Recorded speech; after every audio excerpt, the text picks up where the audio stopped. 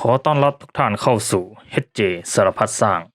ที่จะพาทุกท่านมาชมการติดตั้งระบบโซลาร์เซลล์สูบน้ำขึ้นดอยบ้านละอุโดยลักษณะหมู่บ้านละอุที่วิวดีขนาดนี้ก็ต้องมาพร้อมความสูงที่น้ำไหลมาไม่ถึงซึ่งมีร่องรอยการแก้ปัญหาน้ำนี้จากอนุสาวรีย์ที่สูงเด่นเป็นสง่าเป็นบทเรียนให้กับกรมชลประทานแก้ไขปัญหาน้ำโดยสร้างระบบส่งน้ำประปาภูเขามาเก็บไว้ในแทงน้ำกลางดอยปริมาตร300ลูกบาศก์เมตร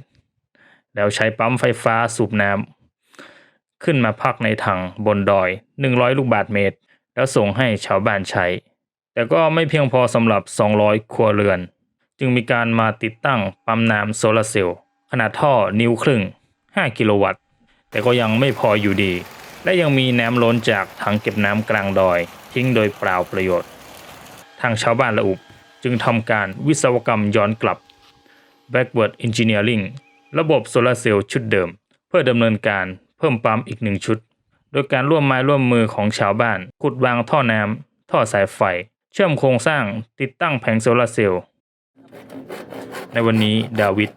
ผู้ซึ่งสูญเสียส่วนสูงไปกับการหาบน้ำขึ้นดอยในวัยเด็กก็มาติดตั้งปั๊มน้ำ Submerged Franklin 5 แรงม้าขนาด2นิ้วทรงสูง99เมตรเพื่อให้เด็กในหมู่บ้านไม่ต้องมาพบเจอการหาบน้ำขึ้นดอยเหมือนเช่นเขา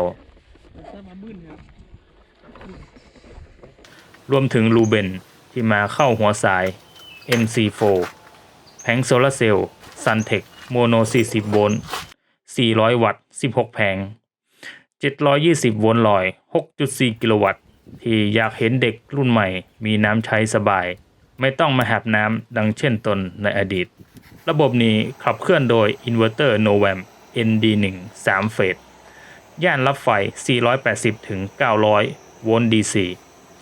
จ่ายไฟสูงสุด11แอมป์ 5.5 HP เพิ่มเติมด้วยฟิลเตอร์กรองไฟ3เฟสกรณีที่อินเวอร์เตอร์อยู่ไกลจากปั๊มอย่างที่นี่ระยะทางกว่า100เมตรความต่างระดับ40เมตรเดินกันจนหำเหี่ยวเลยทีเดียวทดสอบตอนเช้ายังมีเงาของอนุสาวรีย์บังอยู่ได้ความถี่30กว่าเฮิรตซ์น้ำไหลแค่ครึ่งท่อและในตอนบ่ายที่แสงแดดส่องเต็มแผงน้ำไหลเต็มท่อความถี่44เฮิรตซ์ 6.9 แอมป์500โวลต์ 2,679 รอบต่อนาทีถ้าอยากได้ความถี่50เฮิรตซ์ต้องเพิ่มอีก2แผงแต่เท่านี้ก็ได้น้ำมากกว่าเดิมเยอะแล้วถ้าแรงกว่านี้กลัวน้ำบ่อพักล่างจะแห้งเพราะน้ำมีวันหมดใช้ทุกหยดอย่างคุ้มค่า HJ สารพัดสร้าง